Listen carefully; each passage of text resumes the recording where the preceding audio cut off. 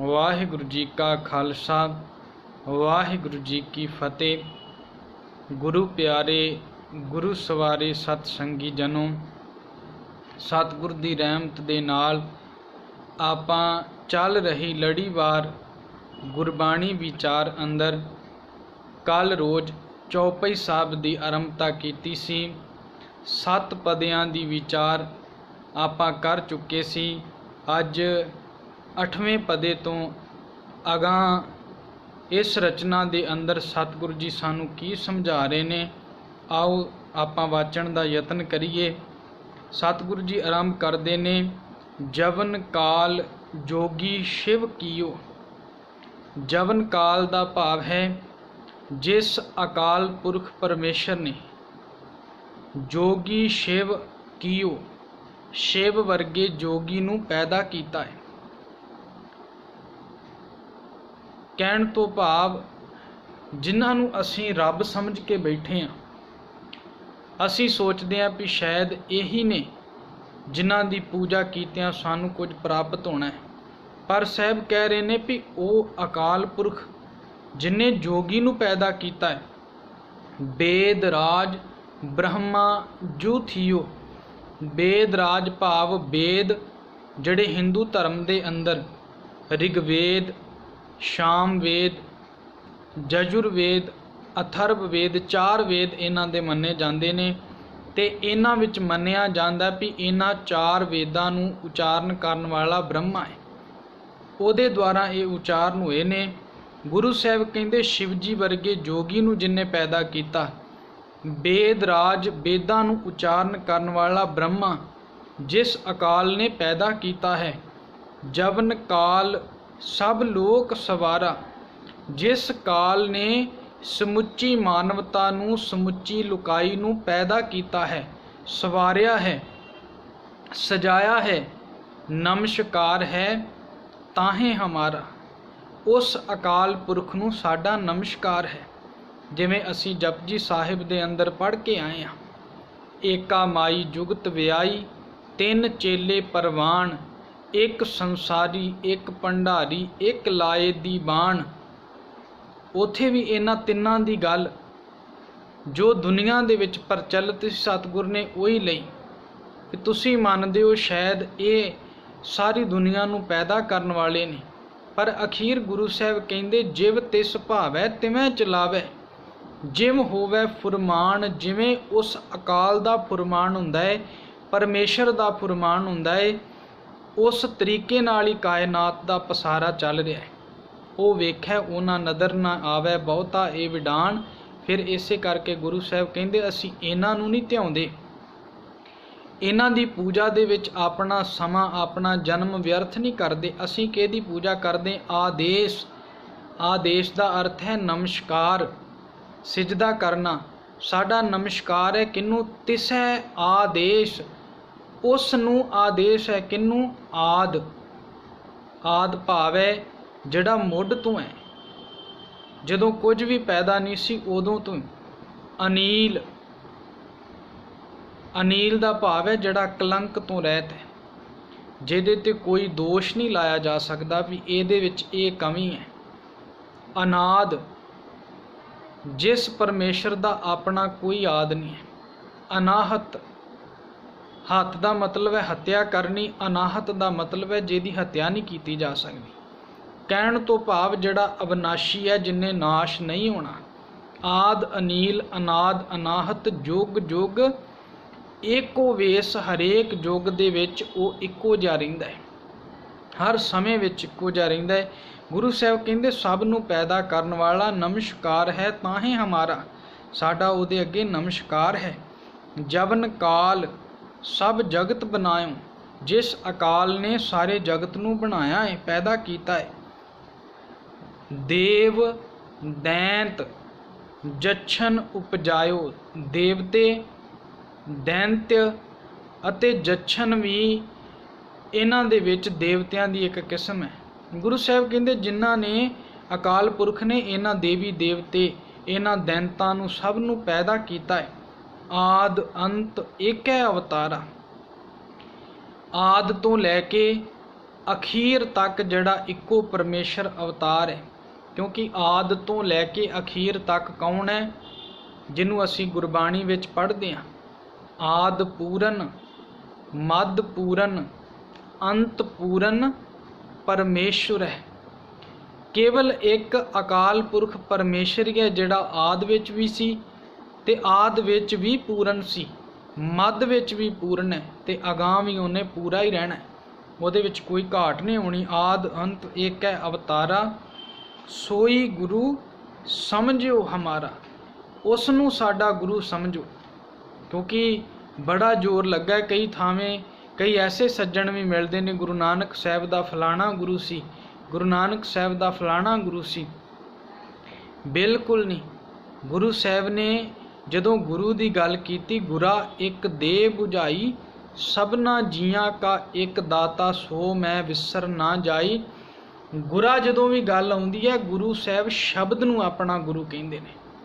ਕਿਉਂਕਿ ਗੁਰੂ ਦਾ ਅਰਥ, ਉਹ ਅਰਥ ਜੇ ਆਪਾਂ ਕਰੀਏ, ਗੁਰੂ ਦਾ ਅਰਥ ਵੀ ਇਹੀ ਹੈ, ਹਨੇਰੇ ਵਿੱਚ ਚਾਨਣ ਦੇਣ ਵਾਲਾ। ਤੇ ਸ਼ਬਦ ਐਸਾ ਹੈ, ਸਾਨੂੰ ਹਨੇਰੇ ਦੇ ਵਿੱਚ ਚਾਨਣ ਦਿੰਦਾ ਹੈ। ਜਿੱਥੇ ਸਾਨੂੰ ਸਮਝ ਨਾ ਲੱਗਦੀ ਹੋਵੇ ਉੱਥੇ ਸਾਨੂੰ ਸ਼ਬਦ ਸਮਝਾ ਦਿੰਦਾ ਹੈ। ਗੁਰਬਾਣੀ ਸਾਡੇ ਭੁਲੇਖੇ ਹੀ ਦੂਰ ਕਰਦੀ ਹੈ ਤੇ ਰੱਬ ਦੇ ਘਰ ਤੱਕ ਪਹੁੰਚਣ ਦਾ ਸੌਖਾ ਰਸਤਾ ਜਿਹੜਾ ਹੈ ਸਾਨੂੰ ਗੁਰਬਾਣੀ ਦੱਸਦੀ ਹੈ। ਇਸੇ ਕਰਕੇ ਗੁਰਬਾਣੀ ਨੂੰ ਗੁਰੂ ਕਹਿੰਦੇ ਨੇ। ਗੁਰੂ ਸਾਹਿਬ ਕਹਿੰਦੇ ਉਹ ਹੀ ਸਾਡਾ ਗੁਰੂ ਹੈ ਜਿਹੜਾ ਆਦ ਵਿੱਚ ਵੀ ਹੈ, ਅੰਤ ਵਿੱਚ ਵੀ ਇੱਕੋ ਅਵਤਾਰ ਹੈ। ਨਮਸਕਾਰ ਤਿਸ ਹੀ ਕੋ ਹਮਾਰੀ, ਸਾਡੀ ਉਸ ਅਕਾਲ ਪੁਰਖ ਨੂੰ ਨਮਸਕਾਰ ਹੈ। ਕਿਹਨੂੰ? ਸਕਲ ਪ੍ਰਜਾ ਜਿਨ ਆਪ ਸਵਾਰੀ, ਪ੍ਰਜਾ ਦਾ ਅਰਥ ਹੈ ਲੁਕਾਈ। ਸਮੁੱਚੀ ਮਾਨਵਤਾ ਜਿਸ ਅਕਾਲ ਪੁਰਖ ਨੇ ਸਵਾਰੀ ਦਾ ਭਾਵ ਹੈ ਸਜਾਈ, ਭਾਵ ਨਿਯਮਬੱਧ ਕੀਤੀ। ਜਿੰਨੀ ਵੀ ਹਵਾ ਜੇ ਆਪਣੇ ਕਾਇਦੇ ਵਿੱਚੋਂ ਬਾਹਰ ਹੋ ਜਾਵੇ ਕਿੰਨਾ ਨੁਕਸਾਨ ਕਰ ਦਿੰਦੀ ਹੈ। ਅੱਗ ਹੈ, ਪਾਣੀ ਹੈ, ਹਵਾ, ਕਿੰਨੇ ਐਸੇ ਗ੍ਰਹਿ ਨੇ ਜਿਹੜੇ ਤਾਰਾ ਮੰਡਲ ਵਿੱਚ ਘੁੰਮ ਰਹੇ ਨੇ। ਉਹਨੇ ਆਪਣੇ ਹੁਕਮ ਦੇ ਵਿੱਚ ਸਾਰਿਆਂ ਨੂੰ ਸਜਾਇਆ ਹੋਇਆ, ਸਵਾਰਿਆ, ਇੱਕ ਨਿਯਮਬੱਧ ਕੀਤਾ ਹੋਇਆ ਹੈ। ਸਿਵ ਕੰਨ ਕੋ ਸੇਵ ਗੁਣ ਸੁਖ ਦਿਓ। ਸੇਵਕਨ ਭਾਵ ਹੈ ਸੇਵਕ। ਸੇਵਕਾਂ ਨੂੰ ਕੀ ਕਰਦਾ ਹੈ? ਜਿਹੜਾ ਅਕਾਲ ਪੁਰਖ ਦੇ ਸੇਵਕ ਬਣ ਜਾਂਦੇ ਨੇ। ਸੇਵਕਨ ਕੋ ਸਿਵ ਗੁਣ, ਸ਼ਿਵ ਨੂੰ ਦੇਵਤਾ ਮੰਨਿਆ ਜਾਂਦਾ ਹੈ। ਤੇ ਗੁਰੂ ਸਾਹਿਬ ਕਹਿੰਦੇ ਇੱਥੇ ਨਾਮ ਲੈ ਕੇ ਦੈਵੀ ਗੁਣ, ਮਤਲਬ ਜਿਹਦਾ ਜੀਵਨ ਉੱਚਾ ਸੁੱਚਾ ਹੋ ਜਾਏ। ਜਿਵੇਂ ਅਸੀਂ ਆਸਾ ਦੀ ਵਾਰ ਅੰਦਰ ਪੜ੍ਹਦੇ ਹਾਂ, ਬਲਿਹਾਰੀ ਗੁਰ ਆਪਣੇ ਦਿਓ ਹਾੜੀ ਸਦ ਵਾਰ, ਜਿਨ ਮਾਨਸ ਤੇ ਦੇਵਤੇ ਕੀਏ ਕਰਤ ਨਾ ਲਾਗੀ ਵਾਰ। ਜਿਨੇ ਦੈਵੀ ਗੁਣ, ਦੈਵੀ ਗੁਣ ਕੀ ਹੈ? ਮਨੁੱਖ ਸੱਚ ਬੋਲਦਾ ਹੈ, ਮਨੁੱਖ ਦਾ ਕਿਰਦਾਰ ਉੱਚਾ ਹੈ, ਉਹਦੇ ਨੇਤਰ ਮਾੜਾ ਨਹੀਂ ਦੇਖਦੇ, ਉਹਦੇ ਕਰਨ ਮਾੜਾ ਨਹੀਂ ਸੁਣਦੇ। ਮਤਲਬ ਵਿਕਾਰਾਂ, ਕਾਮ, ਕ੍ਰੋਧ, ਲੋਭ, ਮੋਹ, ਹੰਕਾਰ ਤੋਂ ਪਾਸੇ ਹੋ ਜਾਂਦਾ, ਜਿਹੜਾ ਕੰਟਰੋਲ ਕਰ ਲੈਂਦਾ। ਬਿਲਕੁਲ ਉਹਦੇ ਅੰਦਰ ਦੈਵੀ ਗੁਣ ਪੈਦਾ ਹੋ ਜਾਂਦੇ ਨੇ। ਇਹ ਅਕਾਲ ਪੁਰਖ ਆਪਣੇ ਸੇਵਕਾਂ ਦੇ ਅੰਦਰ ਦੈਵੀ ਗੁਣ ਪੈਦਾ ਕਰਦਾ ਹੈ।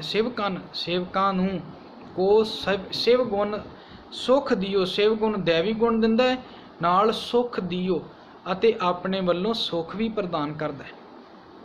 ਹਰ ਇੱਕ ਪ੍ਰਕਾਰ ਦਾ ਸੁਖ ਮਨੁੱਖ ਦੀ ਝੋਲੀ ਵਿੱਚ ਅਕਾਲ ਪੁਰਖ ਪਾ ਦਿੰਦਾ ਹੈ।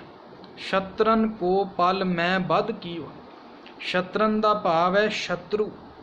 ਸ਼ਤਰੂਆਂ ਨੂੰ ਪਲ ਦੇ ਵਿੱਚ ਹੀ ਮਾਰ ਮੁਕਾਉਂਦਾ ਹੈ। ਜਿਹੜੇ ਉਹਦੇ ਪਿਆਰੇ ਹੁੰਦੇ ਨੇ ਉਹਨਾਂ ਦੇ ਸ਼ਤਰੂਆਂ ਦਾ ਉਹ ਨਾਸ਼ ਕਰ ਦਿੰਦਾ ਹੈ। ਘਟ ਘਟ ਕੇ ਅੰਤਰ ਕੀ ਜਾਣਤ। ਘਟ ਦਾ ਭਾਵ ਹੈ ਸਰੀਰ। ਹਰ ਇੱਕ ਸਰੀਰ ਦੇ ਅੰਦਰ ਕੀ ਚੱਲ ਰਿਹਾ ਹੈ ਗੁਰੂ ਸਾਹਿਬ ਕਹਿੰਦੇ ਉਹ ਜਾਣਦਾ ਹੈ। ਅਸੀਂ ਸੋਚਦੇ ਹਾਂ ਸ਼ਾਇਦ ਸਾਡੇ ਮਾੜੇ ਕਰਮ, ਜਿਹੜੇ ਅਸੀਂ ਭੈੜੇ ਕਰਮ ਕਰਦੇ, ਉਹਨਾਂ ਨੂੰ ਜਾਣਨ ਵਾਲਾ ਕੋਈ ਨਹੀਂ ਹੈ। ਪਰ ਅਸੀਂ ਆਪਣੇ ਮਾਂ-ਪਿਓ ਕੋਲੋਂ ਲੁਕਾ ਸਕਦੇ ਹਾਂ, ਆਪਣੇ ਰਿਸ਼ਤੇਦਾਰਾਂ ਕੋਲੋਂ ਲੁਕਾ ਸਕਦੇ ਹਾਂ, ਆਂਢ ਗੁਆਂਢ ਦੇ ਕੋਲੋਂ ਲੁਕਾ ਸਕਦੇ ਹਾਂ। ਹਰ ਇੱਕ ਮਨੁੱਖ ਵੱਲੋਂ ਅਸੀਂ ਪਰਦਾ ਪਾ ਕੇ ਭੈੜੇ ਕਰਮ ਕਰ ਸਕਦੇ ਹਾਂ। ਦੇ ਕਿਵਾੜ ਅਨਕ ਪੜਦੇ ਮੈਂ, ਪਰ ਦਾਰਾ ਸੰਗ ਫਾਕੈ, ਚਿੱਤਰ ਗੁਪਤ ਜਬ ਲੇਖਾ ਮੰਗੈ। ਚਿੱਤਰ ਗੁਪਤ ਦਾ ਮਤਲਬ ਕੀ ਹੈ? ਚਿੱਤਰ ਦਾ ਅਰਥ ਹੈ ਤਸਵੀਰ। ਉਹ ਤਸਵੀਰ ਜਿਹੜੀ ਗੁਪਤ ਹੈ ਉਹਨੂੰ ਪ੍ਰਗਟ ਕਰਨਾ। ਚਿੱਤਰ ਗੁਪਤ ਜਬ ਲੇਖਾ ਮੰਗੈ, ਤਬ ਕੌਣ ਪੜਦਾ ਤੇਰਾ ਢਾਕੈ। ਅੱਗੋਂ ਦੇਖੈ ਪਿੱਛੋਂ ਦੇਖੈ, ਤੁਝ ਤੇ ਕਹਾਂ ਛੁਪਾਵੈ। ਤੇਰੇ ਤੋਂ ਮਨੁੱਖ ਕੀ ਲੁਕਾ ਸਕਦਾ ਹੈ? ਤੇਰੀ ਨਜ਼ਰ ਤੋਂ ਬਾਹਰ ਕੁਝ ਵੀ ਨਹੀਂ ਹੈ। ਗੁਰੂ ਸਾਹਿਬ ਕਹਿੰਦੇ ਘਟ ਘਟ ਕੇ ਅੰਤਰ ਕੀ ਜਾਣਤ, ਭਲੇ ਬੁਰੇ। ਭਾਵੇਂ ਮਨੁੱਖ ਭਲਾ ਏ, ਚੰਗੇ ਕਰਮ ਕਰਨ ਵਾਲਾ ਹੈ, ਤੇ ਭਾਵੇਂ ਮਨੁੱਖ ਭੈੜੇ ਕਰਮ ਕਰਨ ਵਾਲਾ ਹੈ। ਭਲੇ ਬੁਰੇ ਕੀ ਪੀਰ ਪਛਾਨਤ, ਉਹ ਪੀੜਾ ਨੂੰ ਸਮਝਦਾ ਹੈ। ਹਰ ਇੱਕ ਭਲੇ ਮਨੁੱਖ ਦੀ, ਹਰ ਇੱਕ ਭੈੜੇ ਮਨੁੱਖ ਦੀ ਪੀੜਾ ਨੂੰ ਉਹ ਜਾਣਦਾ ਹੈ। ਇਸ ਕਰਕੇ ਉਹ ਰਿਜ਼ਕ ਵੱਲੋਂ ਕਿਸੇ ਨੂੰ ਲਾਮਾ ਨਹੀਂ ਤੜਫਾਉਂਦਾ ਨਹੀਂ ਹੈ। ਹਾਂ, ਗੁਰਬਾਣੀ ਸਾਨੂੰ ਇਹ ਜ਼ਰੂਰ ਸਮਝਾਉਂਦੀ ਸਾਡੇ ਕਰਮਾਂ ਦਾ ਲੇਖਾ ਹੋਣਾ ਹੈ। ਜਿਹੜੇ ਜਿਹੜੇ ਅਸੀਂ ਕਰਮ ਕਰਦੇ ਹਾਂ ਉਹਦਾ ਫਲ ਅਕਾਲ ਪੁਰਖ ਪਰਮੇਸ਼ਰ ਨੇ ਦੇਣਾ ਹੈ। ਜ਼ਿੰਦਗੀ ਵਿੱਚ ਜੀਣ ਦੇ ਲਈ ਸਾਨੂੰ ਸਹੂਲਤਾਂ ਉਹਨੇ ਦੂਜਿਆਂ ਵਾਂਗੂ ਦਿੱਤੀਆਂ ਨੇ, ਪਰ ਜੇ ਅਸੀਂ ਮਾੜੇ ਕਰਮ ਕਰਾਂਗੇ ਤੇ ਉਹ ਮਾੜੇ ਕਰਮਾਂ ਦਾ ਫਲ ਸਾਨੂੰ ਮਿਲੇਗਾ। ਗੁਰੂ ਸਾਹਿਬ ਕਹਿੰਦੇ ਚੀਟੀ ਤੇ ਕੁੰਚਰ ਅਸਥੂਲਾ। ਚੀਟੀ ਭਾਵ ਹੈ ਕੀੜੀ, ਤੇ ਕੁੰਚਰ ਦਾ ਅਰਥ ਹੈ ਹਾਥੀ। ਭਾਵੇਂ ਨਿੱਕੀ ਜੀ ਕੀੜੀ ਹੈ ਤੇ ਭਾਵੇਂ ਵਿਸ਼ਾਲ ਕਾਏ ਹਾਥੀ ਹੈ, ਸਭ ਪਰ ਕਿਰਪਾ ਦ੍ਰਿਸ਼ਟ ਕਰ ਫੂਲਾ। ਸਾਰਿਆਂ ਤੇ ਉਹ ਕਿਰਪਾ ਦ੍ਰਿਸ਼ਟੀ ਰੱਖਦਾ ਹੈ। ਕੀੜੀ ਹੈ, ਜੋ ਉਹਦੀ ਲੋੜ ਹੈ ਉਹਨੂੰ ਉਹ ਲੋੜ ਰੱਬ ਦਿੰਦਾ ਹੈ। ਜੇ ਹਾਥੀ ਦੀ ਲੋੜ ਵਧੇਰੇ ਹੈ, ਇਹਦਾ ਮਤਲਬ ਇਹ ਨਹੀਂ ਉਹਨੂੰ ਦਿੰਦਾ ਨਹੀਂ ਹੈ। ਰਿਜ਼ਕ ਪਾਸੋਂ, ਜੀਵਨ ਨਿਰਬਾਹ ਦੇ ਪਾਸੋਂ ਕਿਸੇ ਨੂੰ ਵੀ ਉਹ ਵਾਂਝਿਆ ਨਹੀਂ ਰੱਖਦਾ। ਹਰ ਇੱਕ ਤੇ ਉਹ ਕਿਰਪਾ ਕਰਦਾ ਹੈ, ਭਾਵੇਂ ਉਹ ਕੀੜੀ ਹੈ ਤੇ ਭਾਵੇਂ ਉਹ ਹਾਥੀ ਹੈ। ਵੱਡੇ ਤੋਂ ਵੱਡਾ ਕਹਿਣ ਤੋਂ ਭਾਵੇਂ ਛੋਟੇ ਤੋਂ ਛੋਟੇ ਜੀਵ ਤੋਂ ਲੈ ਕੇ ਵੱਡੇ ਤੋਂ ਵੱਡੇ ਜੀਵ ਤੱਕ ਉਹ ਰਿਜ਼ਕ ਸਾਰਿਆਂ ਨੂੰ ਪਹੁੰਚਾਉਂਦਾ ਹੈ। ਸੰਤਨ ਦੁੱਖ ਪਾਏ ਤੇ ਦੁਖੀ।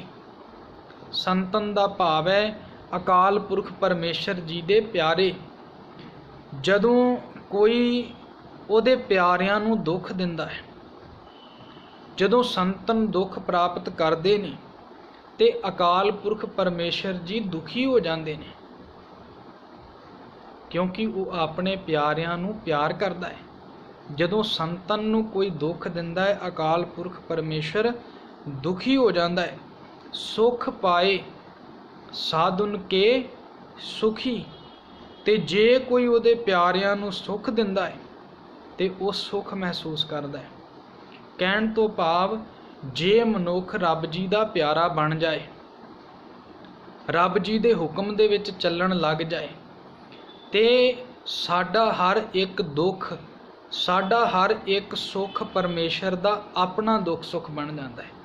ਸਾਡੇ ਦੁੱਖਾਂ ਦੇ ਵਿੱਚ ਉਹ ਆਣ ਖਲੋਂਦਾ ਹੈ, ਸਾਡੇ ਸੁੱਖਾਂ ਦੇ ਵਿੱਚ ਉਹ ਆਣ ਖਲੋਂਦਾ ਹੈ। ਉਹਦੀ ਕਿਰਪਾ ਦ੍ਰਿਸ਼ਟੀ ਹਰ ਵੇਲੇ ਸਾਡੇ ਤੇ ਬਣੀ ਰਹਿੰਦੀ ਹੈ। ਏਕ ਏਕ ਕੀ ਪੀਰ ਪਛਾਨੈ। ਉਹ ਹਰ ਇੱਕ ਇਕੱਲੇ ਵਿਅਕਤੀ ਦੀ ਵੀ ਪੀੜਾ ਨੂੰ ਅਨੁਭਵ ਕਰਦਾ ਹੈ। ਇਹ ਨਹੀਂ ਹੈ ਵੀ ਜੇ ਕਾਇਨਾਤ ਇੰਨੀ ਵੱਡੀ ਹੈ ਤੇ ਸ਼ਾਇਦ ਉਹਨੂੰ ਸਾਰਿਆਂ ਦਾ ਪਤਾ ਨਹੀਂ ਲੱਗਦਾ। ਹਰ ਇੱਕ ਮਨੁੱਖ ਦੇ ਇਕੱਲੇ ਦੀ ਵੀ ਉਹ ਪੀੜਾ ਨੂੰ ਅਨੁਭਵ ਕਰਦਾ ਹੈ। ਘਟ ਘਟ ਕੇ ਪਟ ਪਟ ਕੀ ਜਾਣੈ। ਹਰੇਕ ਸਰੀਰ ਦੇ, ਘਟ ਭਾਵ ਸਰੀਰ, ਤੇ ਪਟ ਦਾ ਅਰਥ ਹੈ ਪਰਦਾ। ਹਰ ਇੱਕ ਸਰੀਰ ਦੇ ਅੰਦਰਲੇ ਗੁੱਝੇ ਭੇਦ ਜਿਹੜਾ ਮਨੁੱਖ ਕਿਸੇ ਨੂੰ ਵੀ ਨਹੀਂ ਦੱਸਣਾ ਚਾਹੁੰਦਾ, ਉਹ ਗੁੱਝੇ ਭੇਦ ਵੀ ਪਰਮੇਸ਼ਰ ਹਰ ਮਨੁੱਖ ਦੇ ਜਾਣਦਾ ਹੈ। ਕੋਈ ਇਹ ਨਹੀਂ ਵੀ ਰੱਬ ਜੀ ਤੋਂ ਪਰਦੇ ਪਾ ਸਕਦਾ ਹੈ। ਰੱਬ ਹਰ ਮਨੁੱਖ ਦੇ ਅੰਦਰ ਦੀਆਂ ਵੀ ਜਾਣਦਾ ਹੈ। ਭਾਵੇਂ ਅਸੀਂ ਮਾੜੇ ਕਰਮ ਕਰਦੇ ਹਾਂ, ਭਾਵੇਂ ਅਸੀਂ ਚੰਗੇ ਕਰਮ ਕਰਦੇ ਹਾਂ, ਰੱਬ ਸਾਡੇ ਹਰ ਇੱਕ ਇਕੱਲੇ ਕਰਮ ਤੋਂ ਜਾਣੂ ਹੈ। ਇਸ ਕਰਕੇ ਇਹ ਮਨ ਵਿੱਚ ਭੁਲੇਖਾ ਕਿਧਰੇ ਨਹੀਂ ਰਹਿਣਾ ਚਾਹੀਦਾ ਵੀ ਅਸੀਂ ਸ਼ਾਇਦ ਗੁਨਾਹ ਕਰ ਲਵਾਂਗੇ ਤੇ ਰੱਬ ਜੀ ਨੂੰ ਪਤਾ ਨਹੀਂ ਲੱਗੇਗਾ। ਅਸੀਂ ਸੇਵਾ ਕਰਾਂਗੇ, ਬਾਣੀ ਪੜਾਂਗੇ, ਦਾਨ ਦਿਆਂਗੇ ਤੇ ਸ਼ਾਇਦ ਪਰਦਾ ਪੈ ਜਾਏਗਾ। ਤੀਰਥ ਇਸ਼ਨਾਨ ਕਰਾਂਗੇ, ਸ਼ਾਇਦ ਪਰਦਾ ਪੈ ਜਾਏਗਾ। ਗੁਰੂ ਸਾਹਿਬ ਕਹਿੰਦੇ ਨਹੀਂ, ਤੇਰੇ ਹਰ ਕਰਮ ਦੀ ਉਹਨੂੰ ਜਾਣਕਾਰੀ ਹੈ, ਤੇਰੇ ਹਰ ਕਰਮ ਨੂੰ ਉਹ ਸਮਝਦਾ ਹੈ। 12 ਪਦਿਆਂ ਤੱਕ ਆਪਾਂ ਵਿਚਾਰ ਕਰ ਲਈ ਹੈ। ਸਤਿਗੁਰੂ ਜੀ ਕਿਰਪਾ ਕਰਨਗੇ। ਅਗਲੀ ਵਿਚਾਰ ਕੱਲ ਰੋਜ਼ ਤੋਂ ਆਪਾਂ ਆਰੰਭ ਕਰਾਂਗੇ ਜੀ। ਫਤਿਹ ਬੁਲਾਓ। ਵਾਹਿਗੁਰੂ ਜੀ ਕਾ ਖਾਲਸਾ, ਵਾਹਿਗੁਰੂ ਜੀ ਕੀ ਫਤਿਹ।